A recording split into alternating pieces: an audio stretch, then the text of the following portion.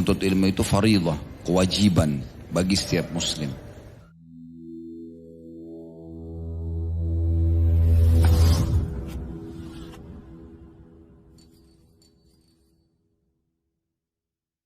Assalamualaikum warahmatullahi wabarakatuh.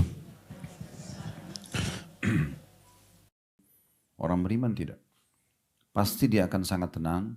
Waktu Nabi SAW mendapatkan berita gosip nyebar satu Madinah, Aisyah berzina sama Safwan. Dan pada saat itu dengan hikmah Allah, Allah nggak turunkan wahyu. Biasanya kalau ada satu kejadian, Allah turunkan wahyu langsung. Menginformasikan jawabannya ini. Waktu itu tidak. Nabi SAW tidak tahu harus berbuat apa.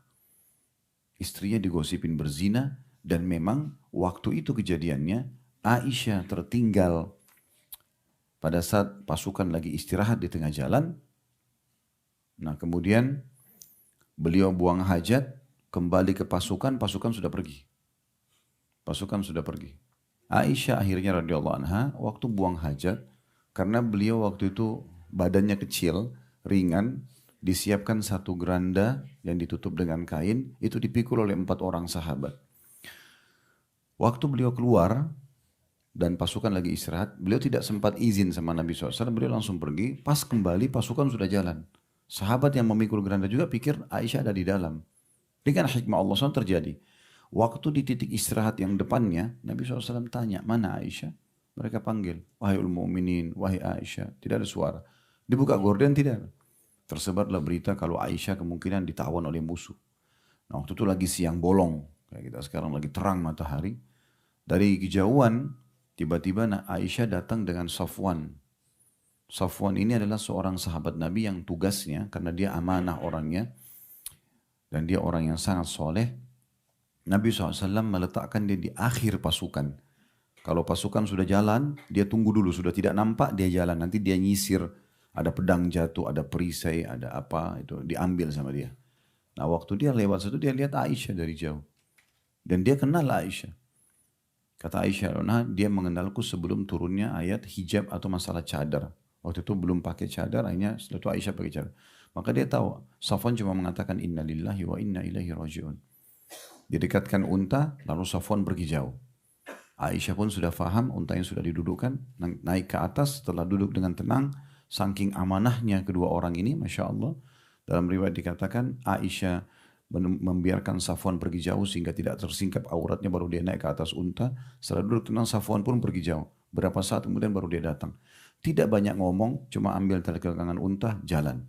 Tugasnya karena dia harus menyisir ya, pasukan perang, kalau ada yang tertinggal, termasuk juga kalau ada orang tiba-tiba yang sakit dan segala macam.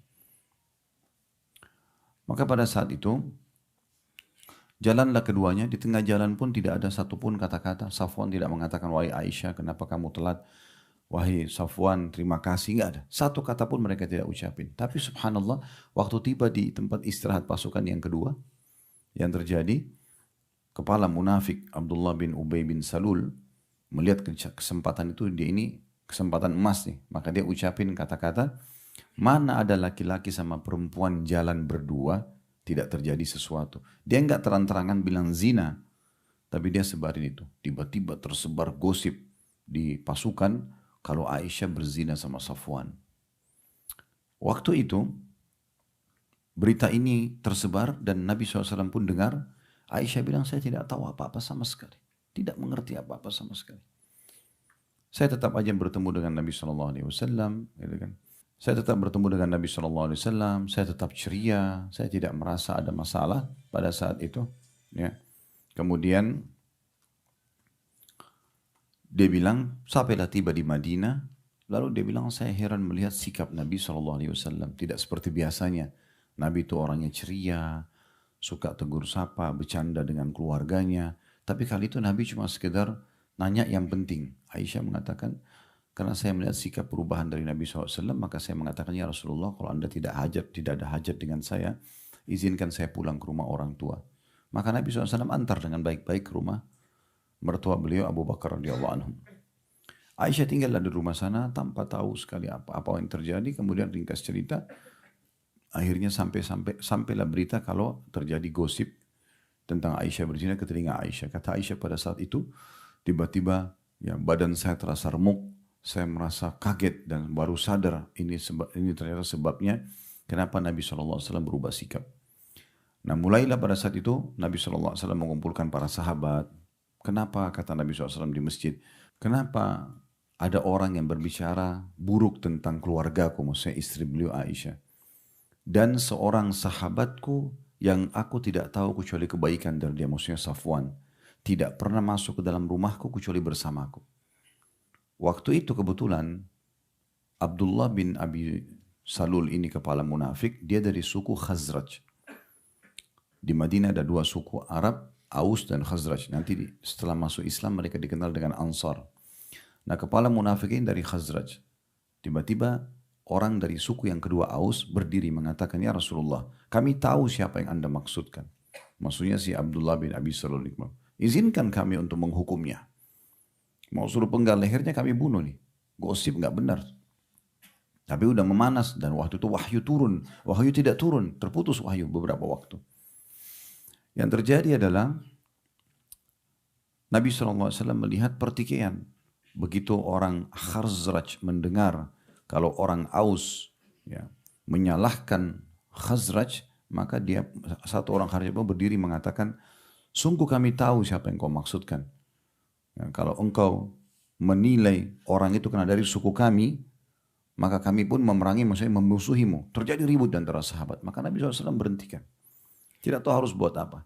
Tapi waktu itu luar biasa. Kita bayangkan, saya kalau menceritakan kisah seperti ini, saya coba masuk dan menyelami ini. Bagaimana kalau saya ini yang terjadi? Pada saat itu di kota Madinah, Nabi sebagai raja, Nabi sebagai pembawa ilmu agama, digosipin istrinya berzina. Dan wahyu terputus, nggak ada informasi. Gimana caranya? Tapi disitulah sifat samt Nabi SAW. Tenang, bijaksana. Ya. Tidak buru-buru mengambil keputusan. Sampai Nabi SAW masih datang ke rumah Abu Bakar, lalu berkata kepada Aisyah dengan sangat tenang, wahai Aisyah, kalau seandainya betul kamu lakukan, kalau seandainya kau tidak melakukannya, pastikan Allah akan menolongmu. Tapi kalau kau melakukan, mohon ampun dan istighfarlah kepada Allah. Ini bayangkan nih, kalau kita sudah terima gosip tentang istri kita selingkuh, fakta lapangannya sepertinya arahnya ke situ, terus masih bisa kita membahasakan, kalau kau tidak melakukannya, pasti Allah akan tolong kamu. Tapi kalau kau melakukannya, bertobat dan beristighfarlah. Bukan marah-marah, bukan langsung menceraikan, tidak tergesa-gesa. Maka pada saat itu pun, ya, Aisyah balik ke arah ayahnya, karena dia merasa orang semua sedang gosipin dia, bagaimana terpukulnya jiwa beliau. Mungkin ibu-ibu bisa bayangkan bagaimana kalau di kondisi Aisyah, satu kota semua kita itu gosipin kalau kita berzina. Ya kan? Dan Nabi SAW pun tidak menerima wahyu. Akhirnya pada saat Nabi bilang, kalau kau melakukannya beristighfar dan bertobatlah, dia merasa suaminya pun akhirnya sempat ragu. Lalu dia balik kepada ayahnya sambil mengatakan, wahai ayahku, jawablah Rasulullah SAW. Dia kaget atau Abu Bakar mengatakan, wahai anakku, aku tidak tahu harus bilang apa. Aku juga tidak bisa bilang, kalau kau paling seperti Nabi, kalau kau tidak lakukan Allah akan tolong, tapi kalau kau lakukan bertobatlah. Aisyah tampak terpukul, makin merasa sendiri. Maka kemudian dia balik ke ibunya, dia mengatakan, wahai ibuku, jawablah Rasulullah SAW. Seakan-akan dia mengatakan, kalian orang tuaku, kalian tahu siapa aku nggak mungkin selingkuh gitu. Tapi ibunya juga mengatakan seperti Abu Bakar, saya tidak tahu harus jawab apa. Kalau Rasulullah aja nggak tahu, bagaimana kami gitu.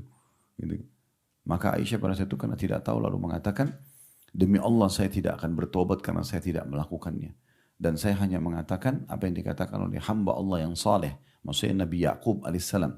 Pada saat Nabi Yusuf hilang, beliau mengatakan, innama ashku bathi wa huzni ilallah. Saya mengeluhkan kesedihanku dan permasalahanku hanya kepada Allah.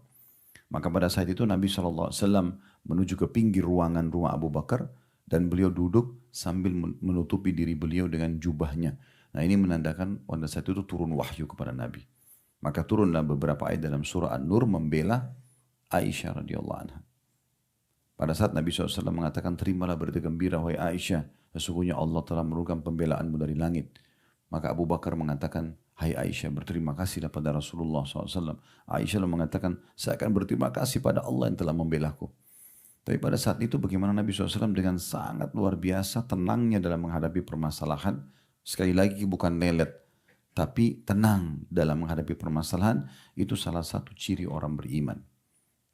Plus lagi di sini dikatakan, itu poin pertama yang tidak mungkin ada pada orang munafik. Yang kedua adalah fiqhu fiddin. Ini saksi bahasan kita. Fakih dalam agama. Jadi makin kita faham agama, makin jauh dari sifat kemunafikan. Itu poinnya.